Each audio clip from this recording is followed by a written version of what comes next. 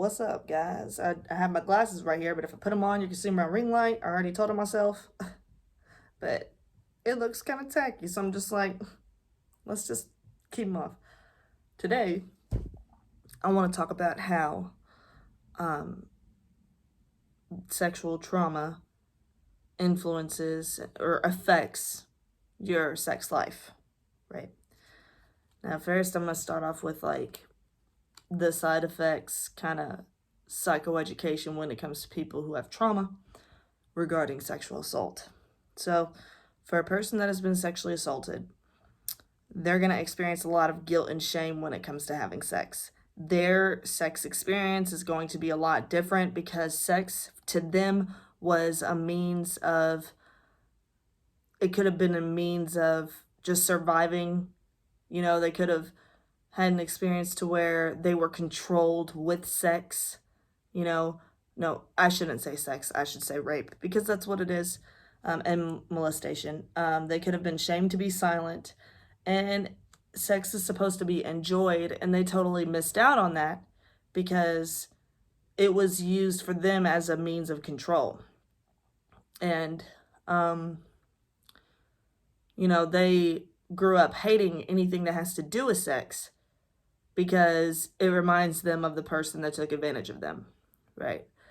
So, with that being said, sex for people who have been sexually assaulted, it's hard to enjoy sex when someone has been sexually assaulted because they are thinking of a million things in their head. You know, they probably feel guilty or shamed because they thought they'd enjoyed it, but I'm telling you this now. Just because, say if you had an orgasm with a person that raped or molested you, say you had that or whatever, just because your body physically reacted to something that was happening to you does not make that accurate. Just because you had an orgasm doesn't mean that you wanted it. You didn't want that specific orgasm from that specific person. Therefore, it still counts as assault.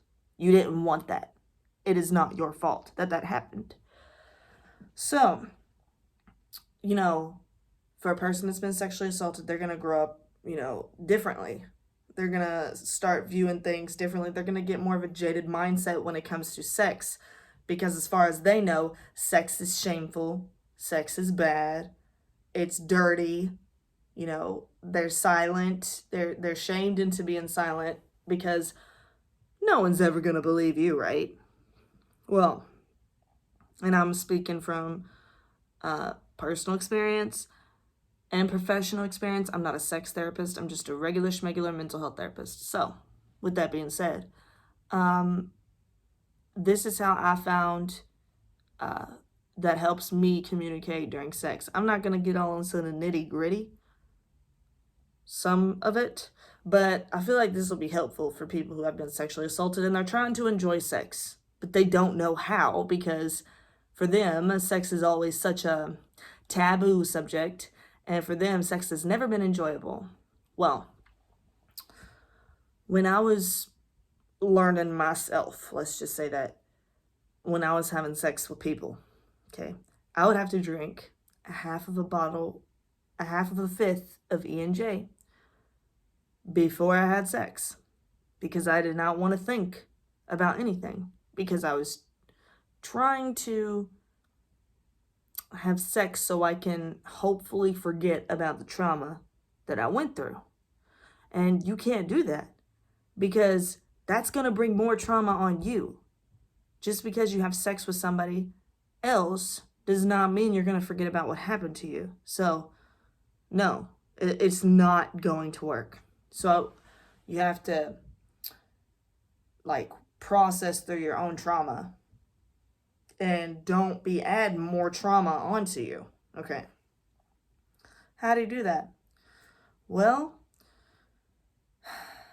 you have to dig deep.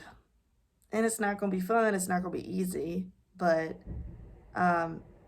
you have to examine your old thought patterns. Like my old thought patterns, I literally said this out loud. I said, well, since everybody thinks I'm a slut, why don't I just go be a slut? I'll show them what a slut is. And where was that coming from? Well, that was coming from, being insecure most of my life and being taken advantage of a lot in my life. And that's where that's coming from. So how do I deal with that? Well, first of all, I researched other people who have been through the same thing, and I listened to their story. I didn't get therapy for the later assaults in my life. Now, I did get therapy when I was younger to help deal with this. But how I was dealing with it was, first of all, it was alcohol and it was bad. I was trying to drink my pain away and have sex my pain away. But after all of that, when I figured that it wasn't working, when I was like, this ain't working for me, because I still feel like crap, I started reading a lot of books about sexual assault, kind of educating myself on this matter. I started reading a lot of books with the MD or the PhD behind the name. And here's another thing. I thought I was too stupid to read books like that. Most of the books I have now are people with their PhDs and MDs, okay? But I really did. So when I was reading them, I was applying it to my own life, and I was like, wow. I learned to examine my old thought patterns and examine where it came from. And then I learned how to gently love myself by finding out what I'm passionate about and what my strengths are. And then I just started to use those strengths, and I started to build on top of my strengths. That helped my self-esteem go up. But how do you communicate about sex? Without being shamed or embarrassed or anything like that. One, you got to get comfortable with yourself. Okay? You got to figure out what you like yourself.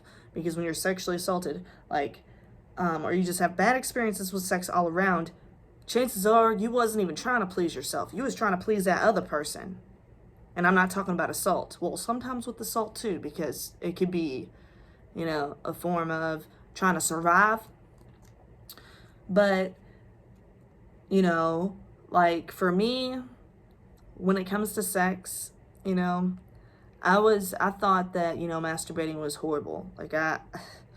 I didn't even really start exploring into that until probably a couple years ago. And I was like, wow, this is kind of enjoyable. Because you got to think, with anybody that's been assaulted, anything that leads up to an orgasm, whatever, anything sexual is going to be shamed. It's going to be totally trying to be blocked out of that person's mind.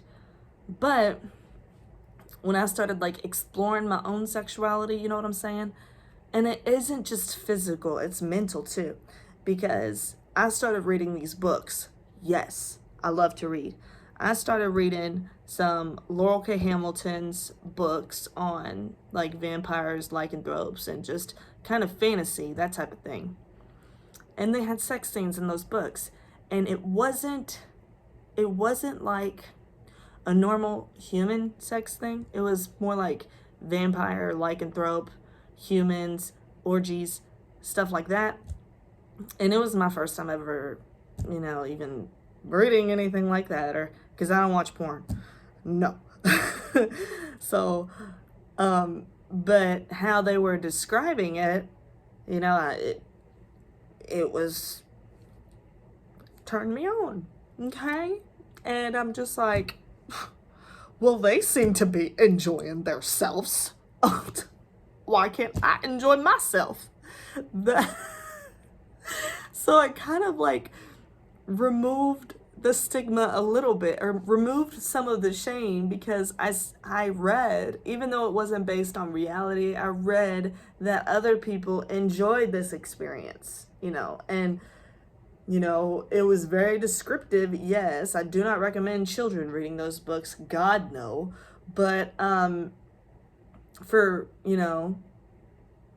especially women, that's been assaulted, porn is just the ultimate ugh. It's gross. I mean, to me it's gross. To me, it's demeaning. You know, it's like it only focuses on the guy's pleasure. It never focuses on the girl's pleasure, right? How do I know? Research. You don't have to watch something to research it. You can read about it, okay?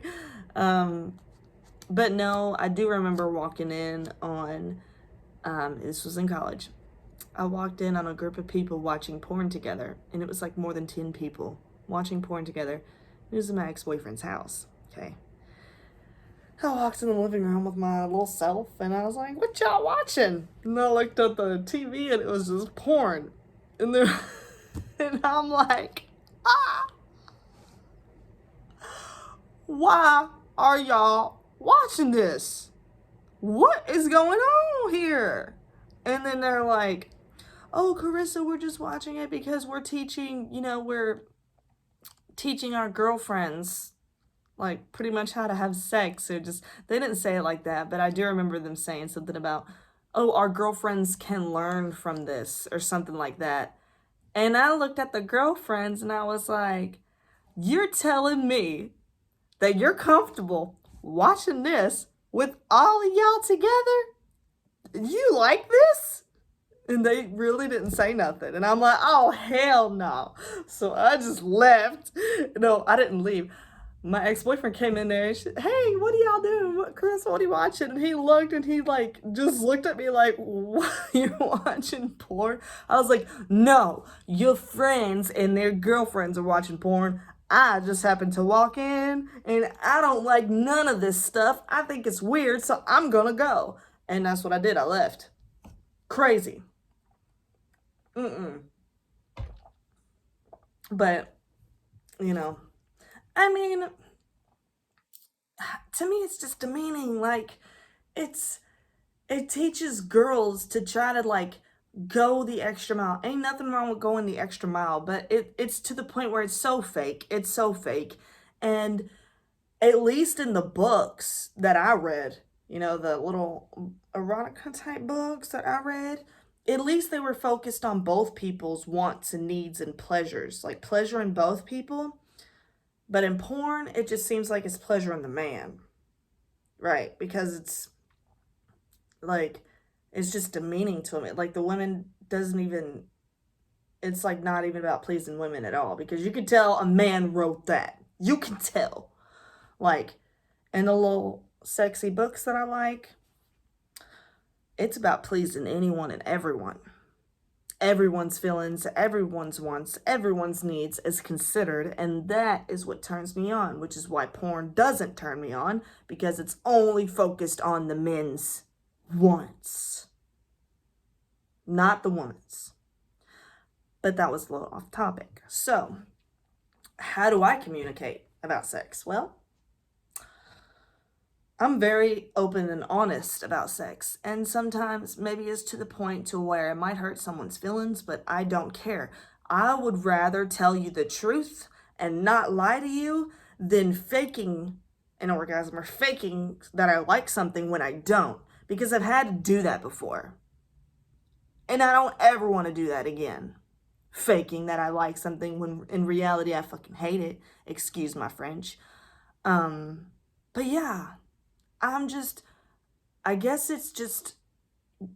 sick and tired of being sick and tired. Of always having to please someone else and never pleasing myself. Not even knowing how to please myself until years and years and years later.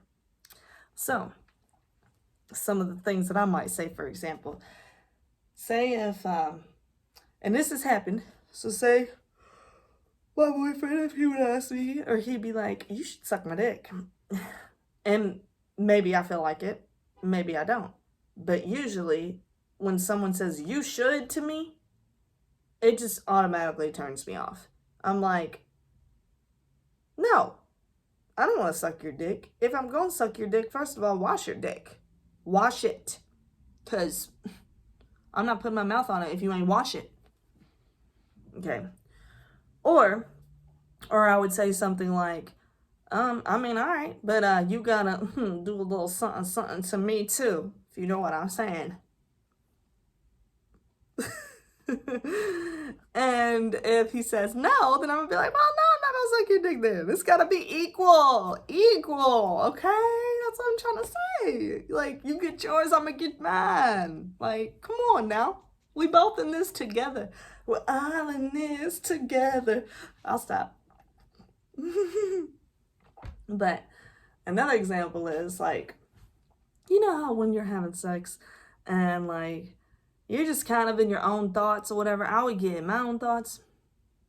And like for guys, I mean, I don't know about guys who have had experiences with sexual assault, but I'm talking about guys, the ones that have opened up to me and like I was, with them. Obviously, I was having sex with them, whatever, ex-boyfriends, whatever. For them, it was really easy to come and get off, really easy. I mean, quickies are a quickie for a reason, right? But for girls, I mean, for me anyways, it takes a little more work to get me there, right? So, say if the guy finishes before me, and if he asks me, oh, did you come? Did you get off or whatever? Are you good? That's what, people say. Are you good? And then I'm going to be straight up honest. I'm going to be like, no. Like I didn't orgasm. Like I was close, but it wasn't all the way there for me.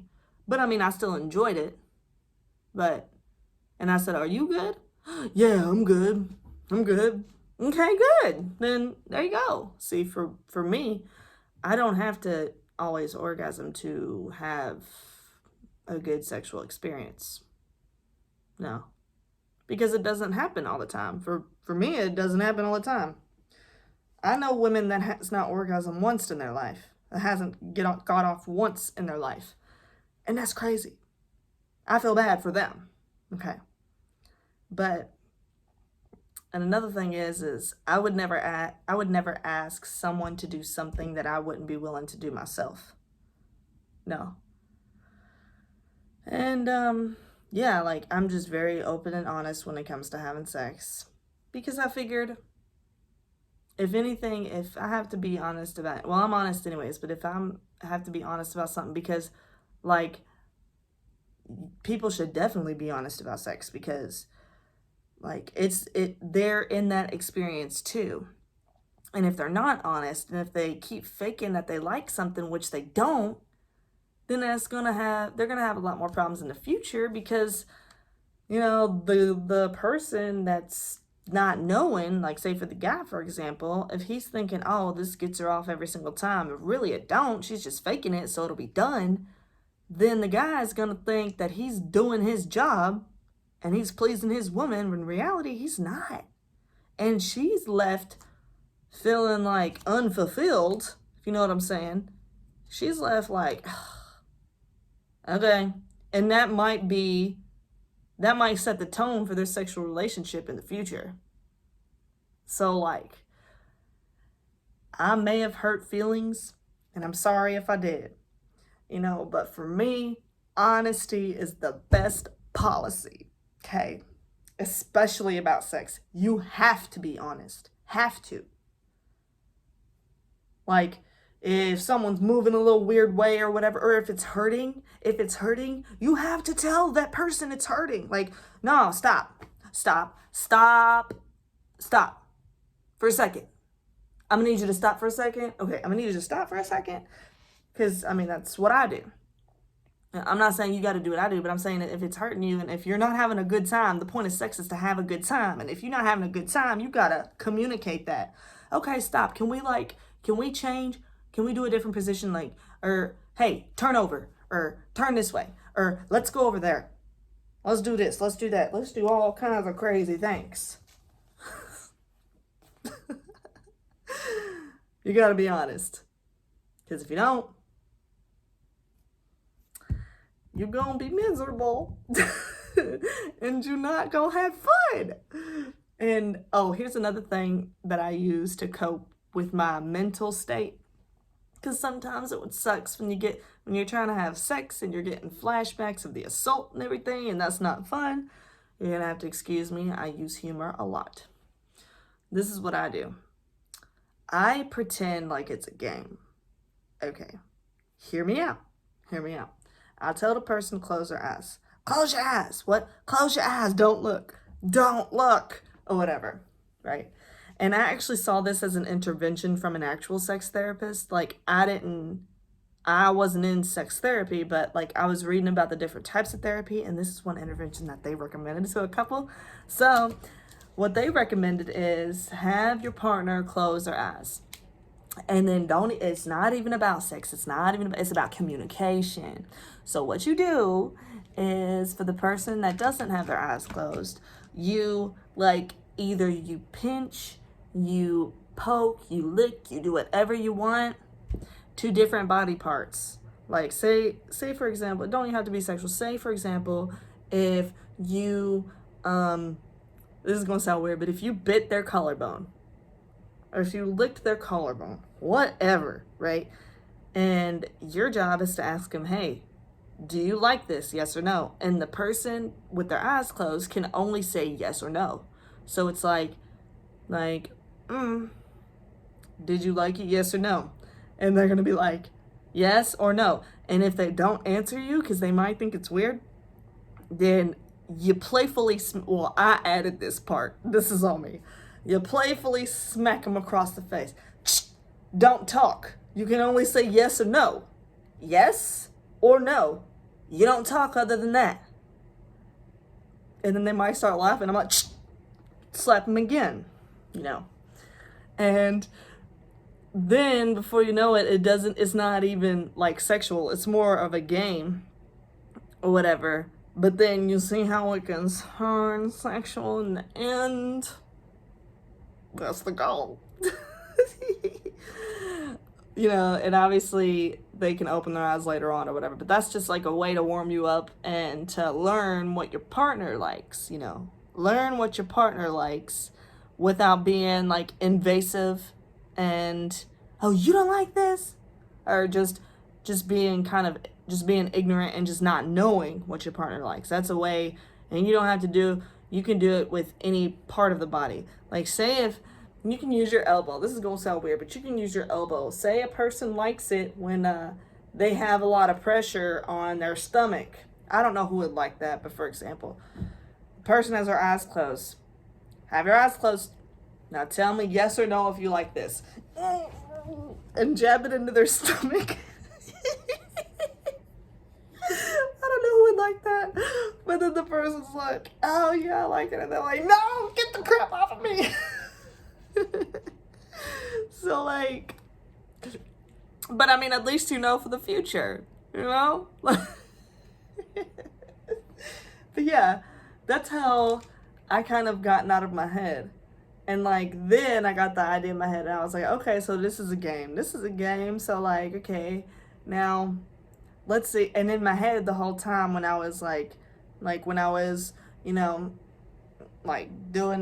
sex and everything, I'd be like, okay, so now the goal for this game is to try to do as much things to make him orgasm first. I want him to come first. Or whatever. Get him to come the fastest.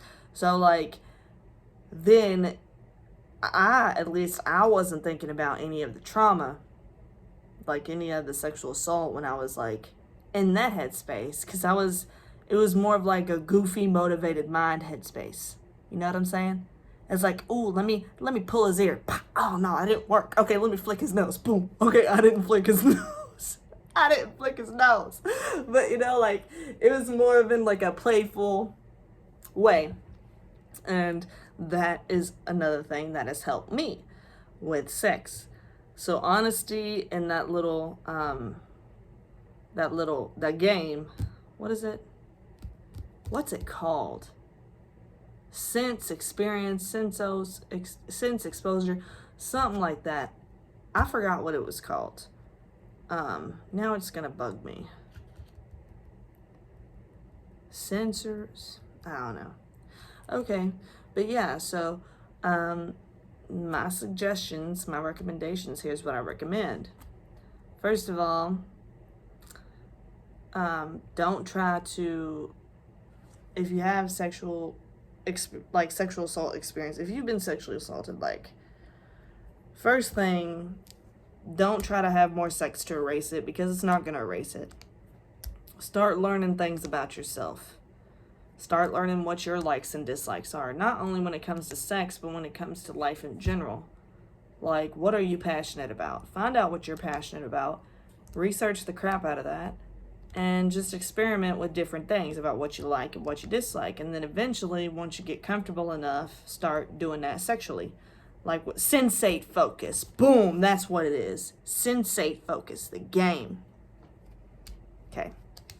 But then, after you start building your self-esteem based off of your likes and your dislikes, and you're just getting to know yourself more, then you're going to start to feel more confident, and then you're going to start to feel more confident to speak up, you know. And then, like, whenever you're ready to get with a partner or something, like, if you're comfortable enough, you can tell them, hey, this is going to take me a while, you know, sex is going to take me a while. Or if it doesn't take you a while, you can try it. If it triggers you, obviously, don't do it. Don't do it no more if it triggers you. If you're still, you know, maybe you need to read books about other people's experience with sexual assault, or watch YouTube videos or something like that. Get yourself more comfortable with learning what you like and what pleases you, right? Or read some sexy books. Like, I recommend Laurell Hamilton's Vampire Hunter novel series. Read those books. That will get you, like, it's like gradually exposing you to sex, and it's not like porn at all. It's like, it's where all parties want the same thing. The goal is the same thing. Everybody's pleasure. The first book is called Guilty Pleasures. So, okay. So read them books. They're great. And then after that, once you're like, okay, I'm kind of in this mindset, like, let's see what this is about. Let's see what this is about. Let's put this to work. So then go in with the Sensate Focus, and then think of it like it's a game. Like, okay, let me find out what this person likes first. I'm going to flick your nose. Close your eyes. Flick. You like that? No. Man, no. Why'd you do it? Stop talking. I'm in charge. Stop talking. That's what helped me. And yeah. And then just remember, just keep in mind, like, whether or not it's, keep in mind a goal in your head. This is advice for people who've been sexually assaulted. Like once you processed your trauma, you know how it affects you, you know your likes, your dislikes, or whatever.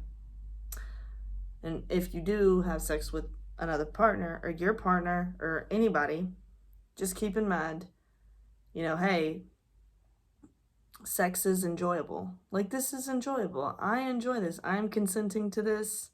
I like this person likes me, or hopefully you love that person, this person loves me.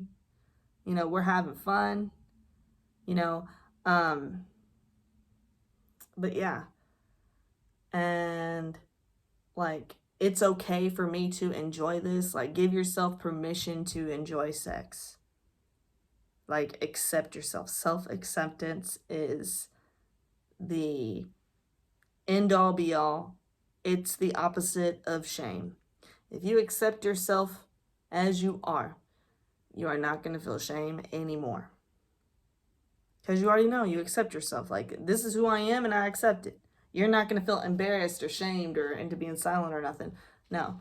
And then, like, once you start doing that, start voicing what you like and what you dislike to your partner. Like, oh, I really like it when you do this. When you do this, it's so sexy. Like, it can be silly. I mean, I cope with humor, obviously. Yeah.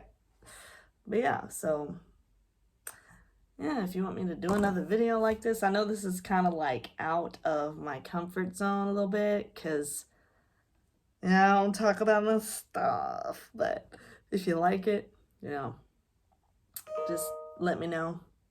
Leave me a comment if you want me to do more videos like this. Now, I'm not a sexpert, if you know what I'm saying. So if you asking me how to do stuff sexually, like, You gonna have to go to a sex therapist for that. I'm not an expert, so I don't feel comfortable answering questions like that. But if you need help with like the mental processing aspect of it, you let me know. Let me know. Okay? I hope y'all have a good day. And I'll talk to you later. Bye-bye.